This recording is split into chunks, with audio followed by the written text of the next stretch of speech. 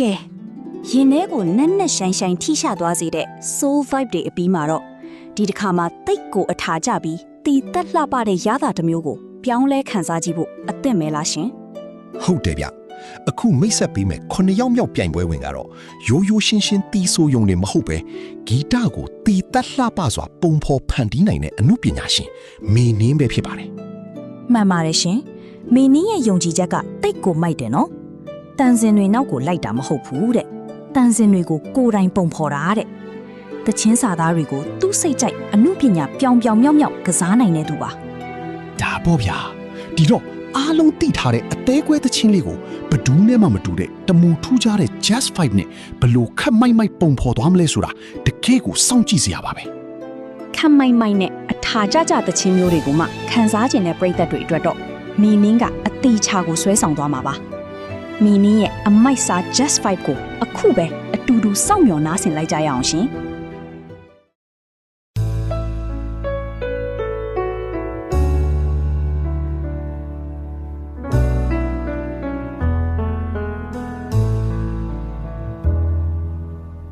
သိချင်မိတာအမှန်ပါပဲ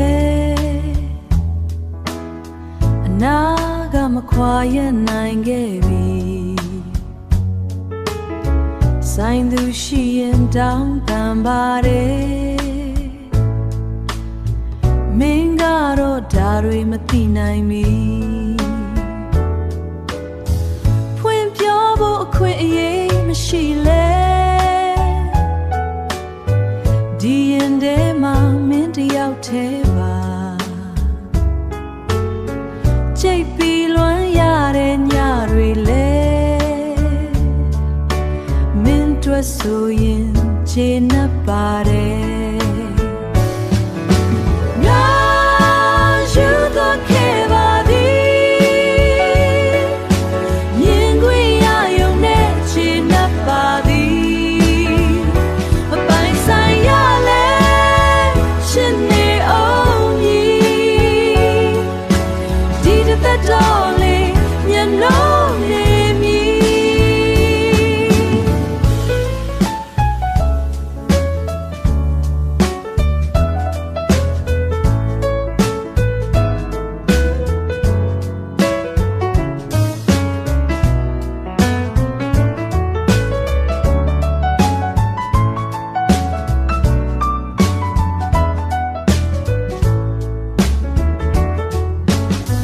မင်းပြောင်းလိုက်တဲ့အချိန်တိုင်းမှာကဘာကြီးကလင်းလက်သွားပြီကိုရရှိတဲ့နေရာလေးကခိုးချရတဲ့အဝေးတနေရာပါပဲတနေ့တော့မင်းသီလာမှာပါဝေးကလွမ်းနေတာတွေကို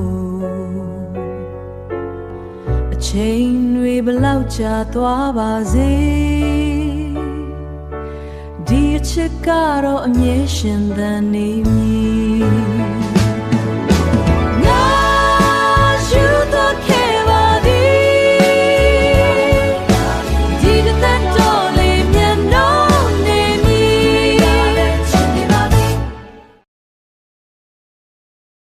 တင့်နှလုံးသားကိုလှုပ်ခတ်မဲ့အတန်တင့်အကြိုက်ဆုံး vibe ကိုအခုပဲရွေးချယ်လိုက်ပါပြိုင်ပွဲဝင်တွေရဲ့အမိုက်စားတီဆိုမှုတွေကိုမလွတ်တမ်းအားပေးနိုင်ဖို့အခုပဲ subscribe နဲ့ follow လုပ်ထားဖို့မမေ့နဲ့နော်